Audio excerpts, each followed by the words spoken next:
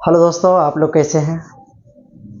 आज हम आप लोगों के लिए लेकर आए हैं क्लास 10th के केमिस्ट्री के कुछ महत्वपूर्ण ऑब्जेक्टिव जो कि चैप्टर नंबर 5 से है। तो चलिए हम लोग देखते हैं क्या है हमारा क्वेश्चन। और ये जो क्वेश्चन हम लेकर आए हैं आप लोगों के लिए तो क्लास 10th वाले बच्चों के लिए बहुत ही महत्वपूर्ण है, क्योंकि ये उनके बोर्ड से संबंधित है क्वेश्चन है जो पूछे जाते हैं एग्जाम में।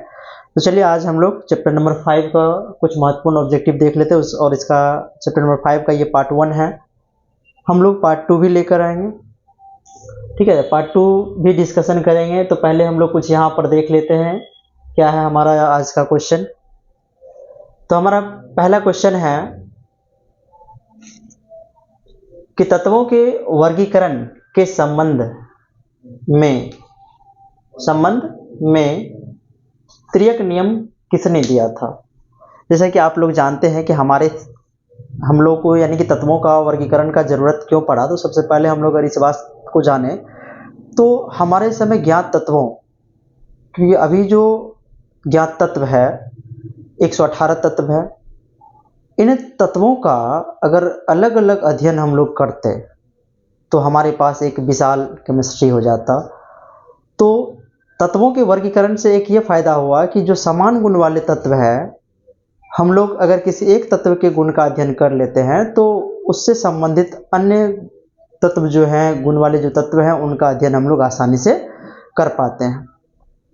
तो हमारा जो यहाँ पर इसलिए हम लोगों को क्या चीज़ की तत्वों के वर्गीकरण की आवश्यकता पड़ी। तो चलिए हम लोग आते हैं क्वेश्चन की ओर बढ़ते हैं। तो इस दौरान यानी कि इस क्षेत्र में कह सकते हैं कि तत्वों के वर्गीकरण के क्षेत्र में सबसे पहला प्रयास रहा किसका, डॉवरेनर का। किसका रहा, डॉवरेनर का रहा। तो तत्वों के वर्गीकरण के प्रयास में सबसे पहला प्रयास किसका रहा, तो डॉवरेनर का रहा। किसका रहा, तो डॉवरेनर का रहा। तो डॉवरेनर ने 1829 में तत्वों के वर्गीकरण करने का प्रयास किया था, ठीक है। तो चलते हैं हम लोग, पहला क्वेश्चन हमारा क्या है हम लोग देखते हैं। पहला क्वेश्चन कहता है कि तत्वों के वर्गीकरण के संबंध में तिर्यक नियम किसने दिया था, तो डॉवरेनर ने दिया था। किसने दिया था, डॉवरेनर ने दिया था। 1829 ईस्वी में दिया था। डॉवरेनर ने क्या किया था, अपने समय ज्ञात तत्वों को 3-3 के समूह में रखा, जिसको तिर्यक कहा जाता है, ट्राइड्स कहा जाता है। तो 3-3 तत्वों को एक साथ रखा इन्होंने, और उन्होंने अपने नियम और उन तत्वों को इन्होंने बढ़ते हुए परमाणु द्रव्यमान पर लिया, या कह सकते परमाणु द्रव्यमान पर आधारित था इनका नियम। इन्होंने क्या किया कि 3-3 तत्वों को एक साथ रखा और बताया कि शेष किनारे वाले 2 तत्व के परमाणु द्रव्यमान का औसत बीच वाले तत्व के परमाणु द्रव्यमान के बराबर होता है। तो ये जो तत्वों के वर्गीकरण के संबंध में तिर्यक नियम किसने दिया था, तो इससे आप लोगों को क्लियर हो गया कि डॉवरेनर ने दिया था। किसने दिया था, डॉवरेनर ने दिया था। उसके बाद है कि तिर्यक नियम किस पर आधारित था, तो तिर्यक नियम आपका आधारित था परमाणु द्रव्यमान पर। किस पर आधारित था, परमाणु द्रव्यमान पर आपका तिर्यक नियम आधारित था। तिर्यक नियम किस पर आधारित था, परमाणु द्रव्यमान पर तिर्यक नियम आधारित था। उसके बाद तीसरा क्वेश्चन पर आते हैं हम लोग। उसके बाद तत्वों के वर्गीकरण का प्रयास जारी रहा, और इसके संबंध में आपको जो डॉवरेनर के बाद जो व्यक्ति आते हैं वो न्यूलैंड्स 1863 में आते हैं। कितना ईस्वी में, 1863 ईस्वी में डॉवरेनर ने अष्टक नियम दिया, है ना, जिसे हम लोग न्यूलैंड्स ने अष्टक नियम दिया 1863 में। कितना में, 1863 में न्यूलैंड्स ने अष्टक नियम दिया। और इस नियम के अनुसार, है ना, क्या कहा न्यूलैंड्स ने, यदि तत्वों को उनके बढ़ते परमाणु द्रव्यमान के क्रम में सजाया जाए तो एक कह सकते हैं कि सजाया जाए तो 8वें तत्व का गुण, कौन से तत्व का, 8वें गुण का तत्व जो है पहले तत्व के समान होता है, पहले तत्व के गुण के समान होता है। जैसा कि संगीत का 8वां स्वर, है ना, पहले वाले स्वर के समान होता है। तो न्यूलैंड्स ने अपना अष्टक नियम दिया। तत्वों के वर्गीकरण के संबंध में अष्टक नियम किसने दिया था, तो न्यूलैंड्स ने दिया था। किसने दिया, न्यूलैंड्स ने दिया था। करें कि न्यूलैंड्स के समय जो ज्ञात तत्व की संख्या थी वह 56 था। कितना था, 56 था। तो आप इस बात का ध्यान रख सकते हो कि न्यूलैंड्स के समय ज्ञात तत्वों की संख्या कितनी थी? 56। कितने? 56। अगला क्वेश्चन है हमारा कि मेंडलीव का आवर्त सारणी आधारित है। तो मेंडलीव का आवर्त सारणी, उसके बाद आते हैं 1869 में। 1869 में आपको आते हैं कौन? मेंडलीव। 1869 में मेंडलीव आते हैं, जिन्होंने तत्वों के वर्गीकरण करने का प्रयास किया था।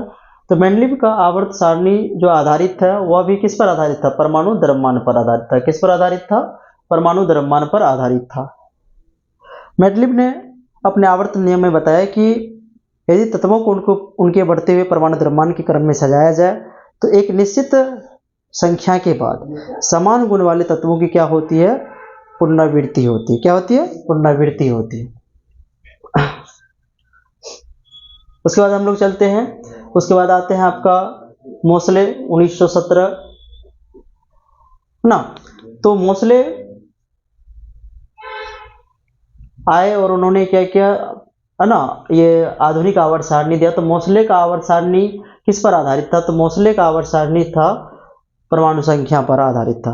इन्होंने एक्स किरणों के प्रयोग द्वारा बताया था कि जो परमाणु संख्या के संबंध में इन्होंने बताया था कि है ना कि एक्स किरणों का प्रयोग करके बताया था। चलिए देखिए आगे हम लोग चलते हैं, देखते हैं कि हमारा नेक्स्ट क्वेश्चन क्या है कि मोसले का आवर्त सारणी क्वेश्चन है कि मोसले का आवर्त सारणी किस पर आधारित है? सारणी जो है आधारित है तो आपका हो गए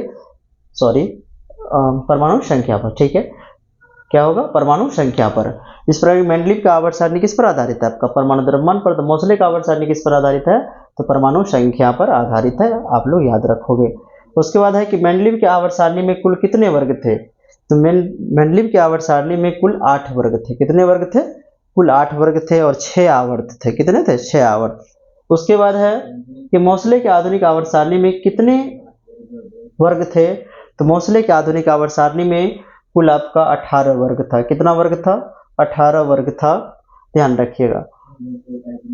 क्वेश्चन है कि आवर्त सारणी के उदग्र स्तंभ को क्या कहते हैं? यानी क्वेश्चन नंबर 9 आपका क्या है कि आवर्त सारणी के उदग्र स्तंभ को हम लोग क्या कहते हैं? जो उदग्र यानी कि जो खड़ी है ना, जो खड़ी स्तंभ होती है, जो इस तरीके से ये जो आवर्त सारणी में इस तरह का देखते हैं आप लोग स्तंभ, इसको हम लोग क्या कहते हैं? वर्ग कहते हैं। ठीक है, और आवर्त सारणी की 36 कतार को हम लोग क्या कहते हैं? 36 कतार ये इधर वाला होता है। ठीक है, तो 36 कतार को हम लोग क्या कहते हैं? आवर्त कहते हैं। क्या कहते हैं? आवर्त कहते हैं।